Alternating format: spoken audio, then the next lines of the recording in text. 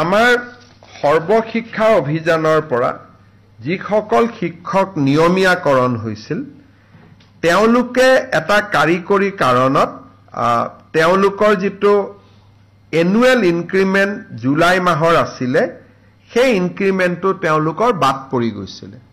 আজি কেবিনেটে সৰ্বশিক্ষাৰ পৰা নিয়মীয়া হোৱা আটাইবোৰ শিক্ষক আৰু কন্ট্ৰেকচুৱেল টিচাৰ যিসকলক আমি চৰকাৰী চাকৰিত নিয়মীয়া কৰিছিলো সেকেন্ডাৰীত হাইস্কুলৰ অতিৰিক্ত শিক্ষক LPMৰ কন্ট্ৰেকচুৱেল টিচাৰ যিসকল নিয়মীয়া হল তেওঁলোকক এইবাৰ আমি বছৰিকীয়া যিটো 3% ইনক্ৰিমেন্ট তাক এপ্ৰিলত নহলে নাপাই জুলাইত তেওঁলোকৰ নিয়মীয়া হোৱা কাৰণে তেওঁলোকে পোৱা নাছিল।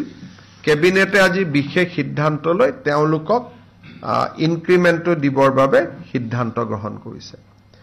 কেবিনেটে আজি দুটা বাজেটত ঘোষণা কৰা আৰু দুটা ডাঙৰ সিদ্ধান্ত বাস্তৱত ৰূপায়িত কৰিছে।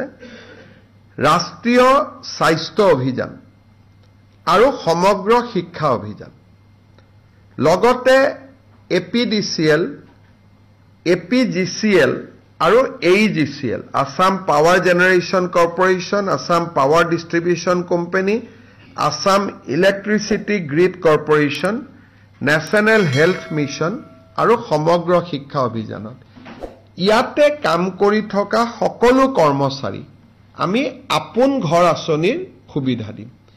অৰ্থাৎ ৰাজ্য চৰকাৰৰ কৰ্মচাৰীয়ে যেনেকে আপোন ঘৰ আঁচনিৰ সুবিধা পায় এতিয়াৰ পৰা ৰাষ্ট্ৰীয় স্বাস্থ্য অভিযান, সমগ্ৰ শিক্ষা অভিযান আৰু অসম ৰাজ্যিক বিদ্যুৎ পৰিষদৰ তিনিওটা কোম্পানী এই আপোন ঘৰৰ সুবিধা পাব।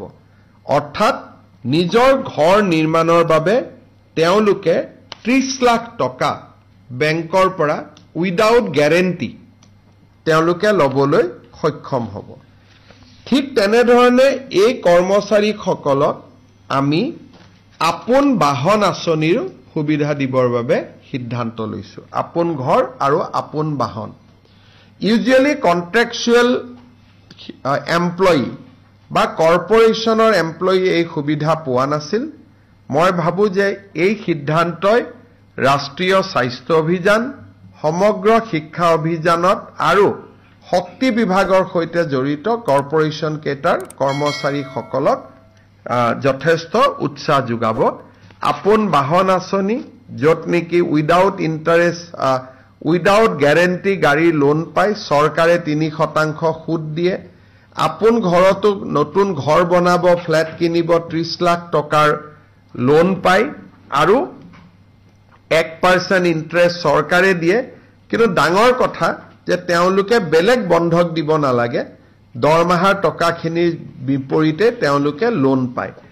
ইমান দিনে ৰাজ্য চৰকাৰৰ কৰ্মচাৰীসকলে পাই আছিল, এতিয়াৰ পৰা SSA, NHM বাকি তিনিটা কৰ্পোৰেশ্যনো পাব। নিশ্চিতভাৱে তেওঁলোকৰ এইটো এটা তেওঁলোকৰ বাবে যথেষ্ট আশাৰ বাতৰি। হয় ছাৰ বাইদেউসকল, ৰাজ্যৰ চৰকাৰী কৰ্মচাৰীসকলৰ দীৰ্ঘদিনীয়া দাবীৰ প্ৰতি সঁহাৰি জনাই অসম চৰকাৰে চৰকাৰী কৰ্মচাৰীসকলৰ কল্যাণৰ বাবে আজিৰ কেবিনেটত এইকেইটা বৃহৎ সিদ্ধান্ত গ্ৰহণ কৰিছে, যাৰ দ্বাৰা ৰাজ্যৰ হাজাৰ হাজাৰ চৰকাৰী কৰ্মচাৰী উপকৃত হ'ব। গতিকে ছাৰ বাইদেউসকল, লগৰ বন্ধুবৰ্গক এই ভিডিঅ'টো শ্বেয়াৰ কৰি অসম চৰকাৰে দিয়া আজিৰ এই সুখবৰকেইটা জনাই দিব আৰু নতুনকৈ অহা ছাৰ বাইদেউসকলে পৰৱৰ্তী সময়ত চৰকাৰী কৰ্মচাৰীসকলৰ বিভিন্ন খবৰসমূহ সম্পূৰ্ণ শুদ্ধ তথ্যৰ ওপৰত পোনপ্ৰথমে পাবলৈ অনুগ্ৰহ কৰি আমাৰ এই চেনেলটো ছাবস্ক্ৰাইব কৰি ল'ব। ধন্যবাদ। জয় আই অসম।